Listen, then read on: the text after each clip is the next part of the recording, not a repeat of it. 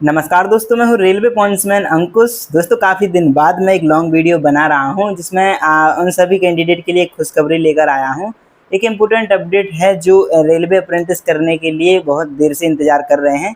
तो अब उनका इंतज़ार ख़त्म होता है क्योंकि अब रेलवे अप्रेंटिस की वैकेंसी आ गई है, वो भी एक नहीं पूरे दो जोन से। तो जो भी लोग अप्रेंटिस करना चाहते हैं और अप्रेंटिस के बारे में जिनको जानकारी नहीं है, तो ये वीडियो उनके लिए बहुत इंपॉर्टेंट होने वाली है। सोचिए, आपको इंडियन रेलवे जैसे बड़े ऑर्गेनाइजेशन में ट्रेनिंग करने का मौका मिलेगा। साथ ही फ्यूचर में जितनी भी रेलवे ग्रुप डी की वैकेंसी आएंगी उसमें आपको जॉब करने के बहुत ही ज़्यादा चांसेस बढ़ जाएंगे। अब काफ़ी सारे लोग ये सोच रहे होंगे कि रेलवे अप्रेंटिस होता क्या है और इसे कैसे किया जाता है, मतलब इसकी प्रोसेस क्या होती है और रेलवे अप्रेंटिस करने के बाद एक कैंडिडेट को क्या फ़ायदा मिलता है, क्या रेलवे में जॉब ही पक्की हो जाती है। तो जिनको भी इसके बारे में बिल्कुल भी जानकारी नहीं है और रेलवे अप्रेंटिस अगर वो करना चाहते हैं तो ये वीडियो इनके लिए बहुत ही ज़्यादा हेल्पफुल होने वाली है। इस वीडियो में हम डिटेल में सारी चीज़ें बताएंगे। सबसे पहले आपको बताते हैं कि रेलवे अप्रेंटिस करने का फ़ायदा क्या होता है। जब भी आप रेलवे अप्रेंटिस करेंगे तो इंडियन रेलवे में आपको प्रैक्टिकल ट्रेनिंग दी जाएगी जो कि एक रेलवे एम्प्लॉय को दी जाती है। उसके साथ साथ आपको मंथली स्टिपेंड 6 से 7 हज़ार रुपये महीने दिया जाएगा पूरे 1 साल तक। जितनी भी आपकी ट्रेनिंग चलेगी तब तक आपके लिए 6 से 7 हज़ार रुपये स्टिपेंड के रूप में मिलता है, जिससे कि अगर आप जहां रह के अप्रेंटिस की ट्रेनिंग करेंगे और वहां पे जितना भी खर्चा होगा और अगर आपकी फाइनेंशियल कंडीशन ठीक नहीं है तो इस स्टिपेंड के रूप में आप अपना खर्चा निकाल सकते हैं और आराम से अपने अप्रेंटिस को पूरा कर सकते हैं। दूसरा जिसमें सबसे बड़ा फायदा होता है जिसके लिए लोग अप्रेंटिस अक्सर करते हैं वो है रेलवे ग्रुप डी की जितनी भी वैकेंसी आती हैं उसमें वैकेंसी का 20% कोटा सिर्फ रेलवे अप्रेंटिस वालों को होता है। जो CCAA वाले कैंडिडेट होते हैं वो रेलवे अप्रेंटिस वाले ही होते हैं, तो उनको 20% का कोटा मिलता है, जिससे कि जो नॉर्मल कैंडिडेट होते हैं जो डायरेक्ट ही फॉर्म अप्लाई करते हैं किसी कैटेगरी से, जैसे OBC हो गया, जनरल हो गया, SC ST, उनके मुकाबले काफ़ी ज़्यादा चांसेस रेलवे अप्रेंटिस के कैंडिडेट के बढ़ जाते हैं और नॉर्मली कैंडिडेट के मुकाबले बहुत ही कम मार्क्स में इनका ग्रुप डी में सिलेक्शन हो जाता है। तो A to Z सारी जानकारी आपको बताएंगे कि इसमें कौन अप्लाई कर सकता है, इसको अप्लाई करने के लिए क्या एलिजिबिलिटी चाहिए होगी, क्या एज, क्या क्वालिफिकेशन, और सारी चीज़ें आपको बताएंगे। इसकी प्रोसेस क्या होती है, कैसे आप अप्लाई कर सकते हैं। अब सबसे पहला जो डाउट होता है उन कैंडिडेट के मन में कि जैसे कि अगर ये ईस्टर्न रेलवे और सेंट्रल रेलवे मुंबई से जो वैकेंसी आई है तो क्या सिर्फ यहीं के कैंडिडेट अप्लाई कर पाएंगे या फिर अगर हम किसी और स्टेट से हैं तो हम भी अप्लाई कर लेंगे।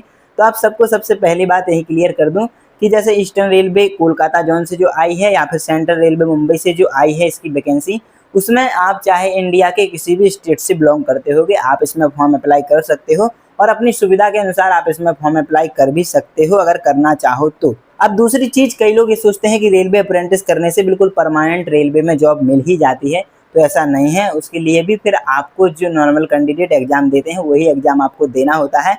हाँ, सिर्फ आपको उसमें कम मार्क्स लाने पर भी सिलेक्शन मिल जाता है क्योंकि आपको 2/3 अप्रेंटिस के मार्क्स जुड़ के 1/3 आपके CBT के मार्क्स जुड़ते हैं, जिससे कि आपके मार्क्स काफ़ी ज़्यादा हो जाते हैं और आराम से आपका सिलेक्शन हो जाता है। तो रेलवे अप्रेंटिस एक परमानेंट नौकरी की गारंटी नहीं है लेकिन बहुत ज़्यादा चांसेस की गारंटी होती है। तो आइए A to Z सभी जानकारी आपको देते हैं। सबसे पहले हम बात करते हैं ईस्टर्न रेलवे कोलकाता जोन में जो पोस्ट आई हैं। 3115 टोटल पोस्ट आई हैं। इसमें क्वालिफिकेशन की अगर हम बात करें तो चाहे किसी भी जोन से वैकेंसी आती है, किसी जो अभी मैंने पिछली वीडियो बनाई थी उसमें 10th और 12th वाले भी अप्लाई कर पा रहे थे, लेकिन ये जो वैकेंसी आई है इसमें सिर्फ 10th पास, वो भी 50% आपके मिनिमम होने चाहिए 10th में। इसके बाद ITI का चाहे NCBT या SCBT रिलेटेड जितनी भी वैकेंसी आई है आपको मैंने नोटिफिकेशन अपने टेलीग्राम ग्रुप पे डाल दिया है, तो वहाँ से जाके डाउनलोड कर सकते हैं। और नीचे आप स्क्रॉल करेंगे तो जैसे कि वीडियो के सामने दिख रहा होगा तो उसके हिसाब से आपको दिख जाएगी किस ट्रेड की कितनी वैकेंसी है, वो कौन कौन अप्लाई कर सकता है। तो अगर आपकी ITI उन रिलेटेड ट्रेड से है, चाहे वो NCBT हो चाहे SCBT, तो आप इसमें अप्लाई कर सकते हैं। अगर इसके फॉर्म की बात करें कि कब से ये फॉर्म भरे जा रहे हैं तो 14 अगस्त 2025 से ईस्टर्न रेलवे वाले फॉर्म भरे जाने लगे हैं, मतलब कि 3 दिन पहले से ये फॉर्म भरे जा रहे हैं। और इसकी जो लास्ट डेट है वो 13 सितंबर 2025 है, मतलब कि लास्ट डेट 13 सितंबर है। तो इससे पहले जितने भी इसमें डॉक्यूमेंट लगने हैं वो आप तैयार बनवा कर लीजिएगा, आगे आपको बताते हैं। एज की अगर बात करें तो 15 से 24 साल तक के कैंडिडेट इसमें अप्लाई कर सकते हैं और OBC वालों के लिए 3 साल का एक्स्ट्रा एज रिलैक्सेशन और SC ST वालों के लिए 5 साल का एक्स्ट्रा एज रिलैक्सेशन मिल जाता है। अगर इसमें डॉक्यूमेंट क्या क्या लगेंगे इनकी बात करें तो सबसे पहले आपकी फ़ोटो लग जाती है, सिग्नेचर लग जाती है, फ़ोटो हाल ही की होनी चाहिए और एक प्लेन बैकग्राउंड में होनी चाहिए।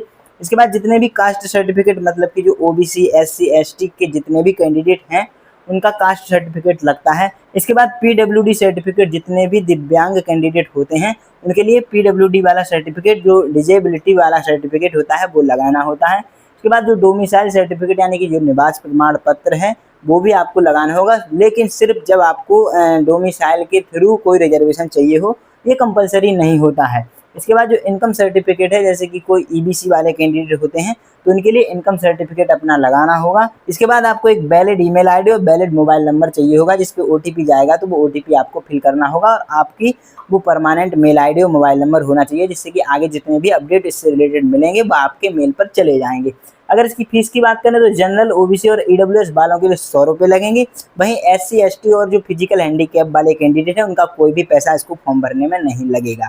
तो चाहे आप किसी भी स्टेट से हो तो आप ईस्टर्न रेलवे वाली जो 3115 वैकेंसी आई हैं इसमें फॉर्म अप्लाई कर सकते हैं। अब अगर इसके सिलेक्शन की बात करें तो जो आपके 10th और ITI के मार्क्स होते हैं, इन दोनों को जोड़कर उनका एवरेज निकाला जाता है और जितना एवरेज आता है उस हिसाब से आपकी मेरिट बनती है। और अगर आपका नाम उस मेरिट में आ जाता है तो आप रेलवे अप्रेंटिस के लिए एलिजिबल रहेंगे। आपको वहाँ से कॉल आएगा, आपका डॉक्यूमेंट वेरिफिकेशन होगा और वेरिफिकेशन करने के बाद आपकी जो ट्रेनिंग है वो स्टार्ट करी जाएगी और टोटल 1 साल की ट्रेनिंग होती है। बाकी नोटिफिकेशन में आप डिटेल देख लेना कौन सी ट्रेनिंग किस ट्रेड वालों की कितनी हो रही है। लगभग ये 365 दिन की ही ऑलमोस्ट सभी की होती है। दूसरी बात करते हैं हम RRC central railway Mumbai zone में वैकेंसी आई है 2418। इसकी क्वालिफिकेशन की बात करें तो सेम रहने वाली है 10th प्लस ITI, चाहे NCBT से हो या फिर SCBT से। तो इसका भी नोटिफिकेशन मैंने टेलीग्राम ग्रुप पे डाल दिया है, तो वहां से जाके आप देख सकते हैं कि किस ट्रेड की कितनी पोस्टें आई हैं और कौन कौन इसमें अप्लाई ट्रेड से कर सकता है। तो ITI जिनकी है लगभग सभी ट्रेड के इसमें फॉर्म अप्लाई कर सकते हैं। इसकी जो फॉर्म भरने की स्टार्ट डेट थी वो 12 अगस्त 2025 थी और इसकी जो लास्ट डेट है वो 11 सितंबर 2025 थी। एज वही 15 से 24 और ओबीसी वालों के लिए 3 साल का रिजर्वेशन, SC ST वालों के लिए 5 साल का रिजर्वेशन। डॉक्यूमेंट वही लगेंगे, फोटो, सिग्नेचर, कास्ट सर्टिफिकेट जो एलिजिबल है ओबीसी SC ST वाले। डिजेबिलिटी सर्टिफिकेट उनका लगेगा जो PWD कैंडिडेट होते हैं। डोमिसाइल सर्टिफिकेट सभी के लिए नहीं, लेकिन जो रिजर्वेशन लेना चाहते हैं निवास के हिसाब से उसको लगाना पड़ेगा। इनकम सर्टिफिकेट उनका लगेगा जैसे EBC वाले हैं जिनकी आय 8 लाख से कम है। बाकी जो वैलिड मोबाइल नंबर और ईमेल आईडी है वो सभी कैंडिडेट के लिए कंपलसरी है। तो इतने डॉक्यूमेंट इसमें भी लग जाएंगे। इसके बाद अगर इसकी फीस की बात करें तो जनरल, ओबीसी, ईडब्ल्यूएस वालों के लिए 100 रुपये, SC ST और फिजिकल हैंडीकैप वालों के लिए 1 रुपया भी नहीं लगेगा। इसकी वेबसाइट की बात करें तो www.rrccr.com, इस पे जाके आप फॉर्म अप्लाई कर सकते हैं। बाकी सरकारी रिजल्ट.com पे जाके भी आपको इसकी लिंक मिल जाएगी लेटेस्ट जॉब के सेक्शन में। इसकी अगर साइट की बात करें तो ये www.rrceasternrailway.com, इस पे जाके आप कर सकते हैं। आपको वेबसाइट इसकी भी मैं लिख देता हूँ www.rrcer.com, ये इसकी साइट हो जाएगी। तो यहाँ से जाके आप अप्लाई कर सकते हैं। या फिर जो एक सरकारी रिजल्ट.com होता है ये सबसे बेस्ट है, यहाँ से जाके आप कर सकते हैं। और ये जो साइट है यहाँ पे आपको लेटेस्ट जॉब वाले जब सेक्शन में जाएंगे तो वहाँ पे आपको ये दोनों अप्रेंटिस की वैकेंसी की डिटेल मिल जाएगी। तो वहाँ से जाके आप इसका नोटिफिकेशन भी डाउनलोड कर सकते हैं और पढ़ सकते हैं। यहाँ पे टेलीग्राम ग्रुप पे भी मैं ये लिंक भी डाल देता हूँ और सारी लिंक डाल दूंगा, बाकी नोटिफिकेशन भी अलग से डाल दूंगा। तो वहाँ से जाके भी आप देख सकते हैं और लेटेस्ट अपडेट के लिए उसे ज्वाइन भी कर लेना। तो ये चीज़ हो गई है, मैंने सिलेक्शन प्रोसेस आपको बता दी है। 10th प्लस ITI की जो एवरेज मार्क्स होते हैं उसके बेस पे मेरिट बनती है और जो इसका स्टाइपेंड है वो किसी किसी जोन में 6000 रुपये और किसी किसी को 7000 रुपये, ज़्यादातर 7000 रुपये ही दिया जाता है। इसमें से 300-400 रुपये कट भी जाते हैं कुछ चीज़ों के, तो लगभग 6600 के लगभग या फिर 5600 के लगभग ये आपको पेमेंट मिल जाती है। तो दोस्तों ये तो हो गई सारी चीज़ नोटिफिकेशन की और ये जो रिक्रूटमेंट आई है उसकी। अब आगे की बात करते हैं। कुछ ऐसे लोग हैं जो यूट्यूब पे वीडियो बनाते हैं, उनमें कई ऐसे चीज़ें बता देते हैं। जैसे कि अभी मैंने हाल ही में एक वीडियो देखी थी, शॉर्ट वीडियो थी, उसमें उन्होंने बताया है कि रेलवे अप्रेंटिस करने के बहुत सारे फ़ायदे हैं, दुनिया की गिना दी। इसमें एक गलत चीज़ भी बता दी थी कि आप उसमें ALP या टेक्नीशियन का फॉर्म भर सकते हैं।